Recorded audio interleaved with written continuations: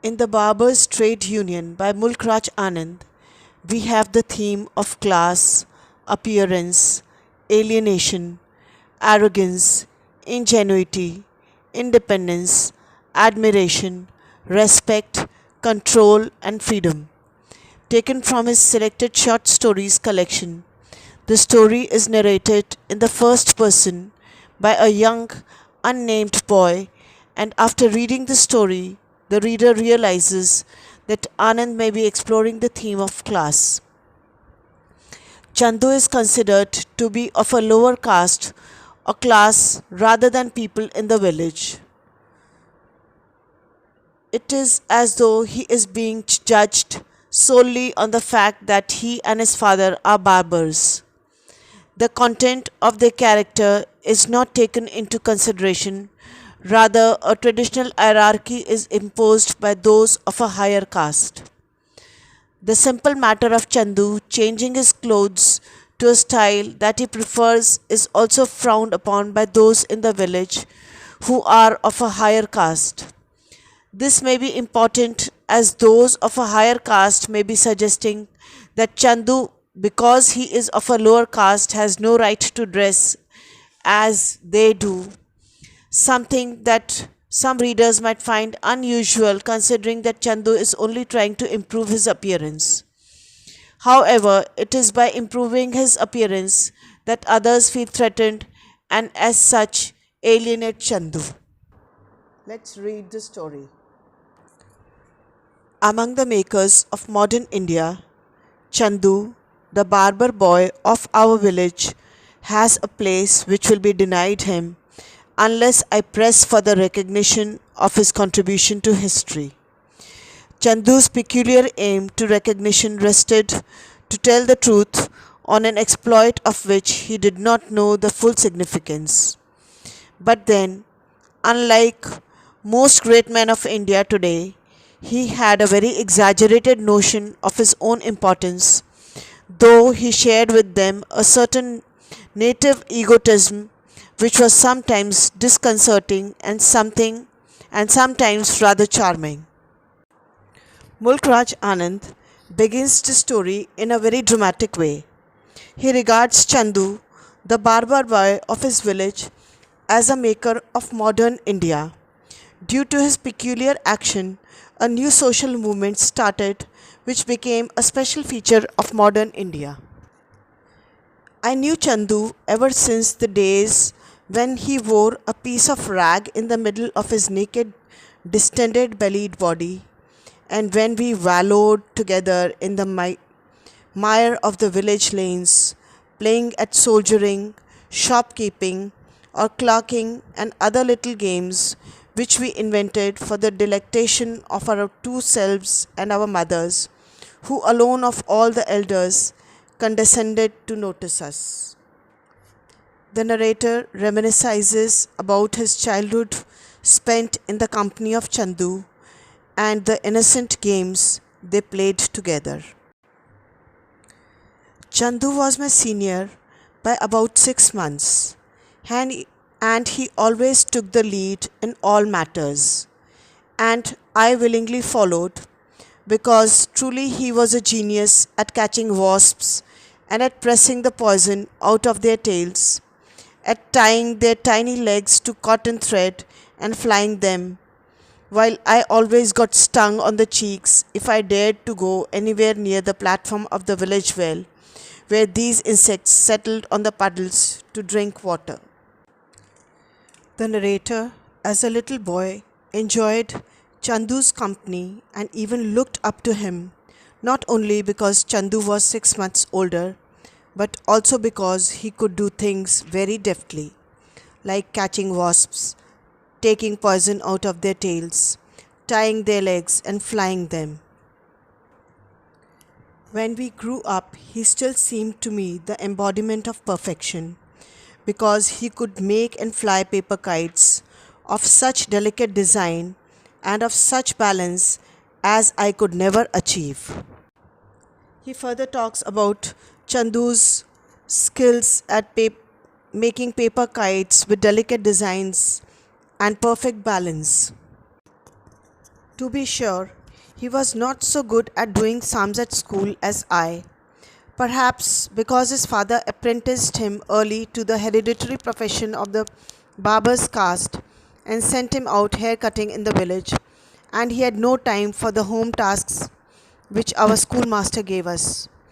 But he was better than I at reciting poetry any day, for not only did he remember by rote the verses in the textbooks, but he could repeat the endless pages of prose in that book so that they seemed like poetry. Since his father apprenticed him in the barber's profession early on, Chandu did not have time to complete the home assignments, but he had a talent for learning by rote and reciting them flawlessly.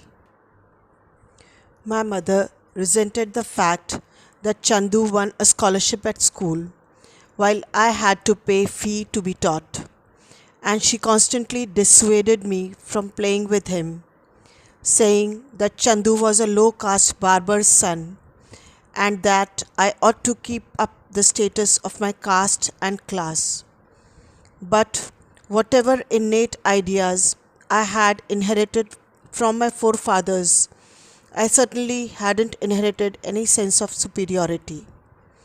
Indeed, I was always rather ashamed of the red caste mark which my mother put on my forehead every morning, and of the formalized pattern of the achkan, the tight cotton trousers, the gold worked shoes, and the silk turban in which I dressed, and I longed for the right to wear all the spectacular conglomeration of clothes which Chandu wore, a pair of khaki shorts which the retired Subedar had given him, a frayed black velvet waistcoat decorated all over with shell buttons, and a round felt cap which had once belonged to Lalla Hukam Chand, the lawyer of our village.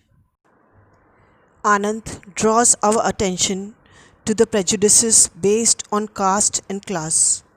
Even his mother, the product of orthodoxy, did not like his playing with Chandu. The narrator, as a little boy, longed to wear the variety of clothes Chandu sported, whereas he had to follow the dictates of his class, which he greatly disliked. And I envied Chandu the freedom of movement which he enjoyed after his father died of plague. For then he would do the round of shaving and hair cutting at the houses of the high caste notables in the morning, bathe and dress, and then steal a ride to town 6 miles away on the footrest of the closed carriage in which Lalla Hukam Chand travelled to town. At a tender age, Chandu embarked upon full-fledged domestic responsibility when his father died of plague. Every morning, Chandu had to make errands to the notables in the village for shaving and hair cutting, and then in the day he would sit at the footrest of the carriage of Lalla Hukam Chand and take a free ride to the city. But Chandu was kind to me. He knew that I was seldom taken to town and that I had to trudge 3 weary miles to a secondary school in the big village of Juadiala with the fear of God in my heart, while he had been completely absolved from the ordeal of being flogged by cruel headmasters as he had left school after his father's death. So he always brought me some gift or other from the town, a paintbrush, or gold ink, or white chalk, or a double-edged penknife to sharpen pencils, and he would entertain me with long merry descriptions of the variety of things he saw in the bazaars of civilization. He was particularly detailed in his description of the wonderful English styles in clothes which he saw the sahibs and the lawyers, the chaprasis and the policemen wearing at the district court, where he had to wait for the journey home at the back of Lalla Hukam Chand's phaeton, and once or twice he expressed to me a secret wish. He had to steal some money from the pitcher where his mother kept the emoluments of his professional skill to buy himself a rig out like that of Kalan Khan, the dentist, who he said performed miracles in the town, fitting people with rows of teeth and new eyes. He described to me the appearance of Kalan Khan, a young man with hair parted on one side and dressed in a starched shirt with an ivory collar and bow tie, a black coat and striped trousers, and a wonderful rubber overcoat and pumps. And he recounted to me the skill with which this magician unpacked an Angrezi leather handbag and flourished his shining steel instruments. Village boys hardly got a chance to go to the town, so Chandu would get tiny gifts for his dear friend Anand. He was specially fascinated by the dresses people wore, the sahibs, the lawyers, the chaprasis, the policemen.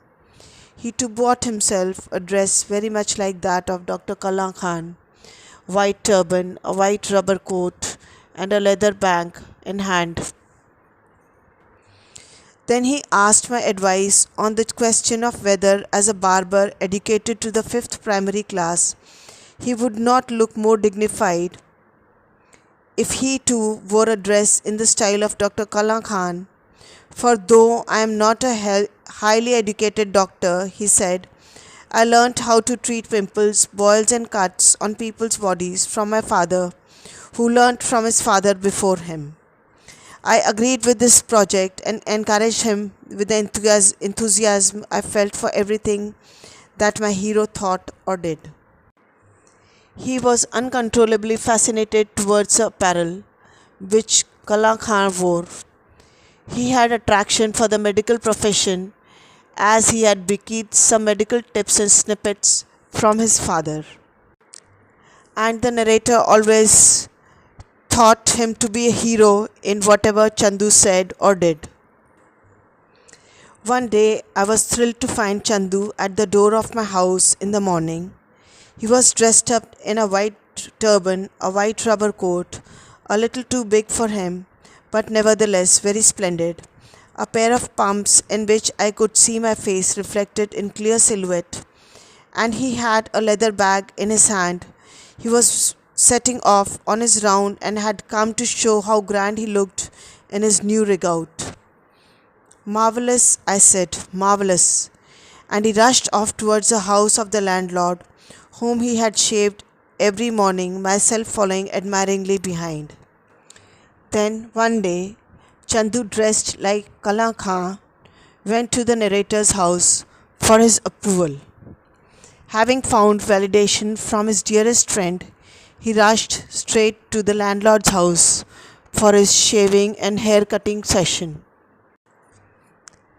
There were not many people in the street at this time, so I alone witnessed the glory of Chandu, dressed up as a doctor, except, of course, that he himself seemed rather self-conscious as he strutted up the street, carefully avoiding the taint of cow dung cakes which the village women stuck to walls and the dirty water flowed through the drains.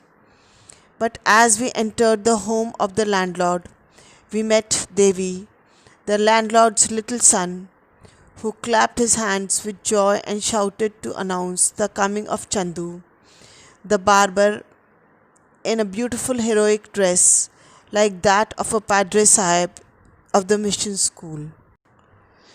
Though he was wearing the dress of his dreams, he felt awkward and very conscious. The landlord's child was excited to see Chandu and announced his arrival by clapping his hands in joy.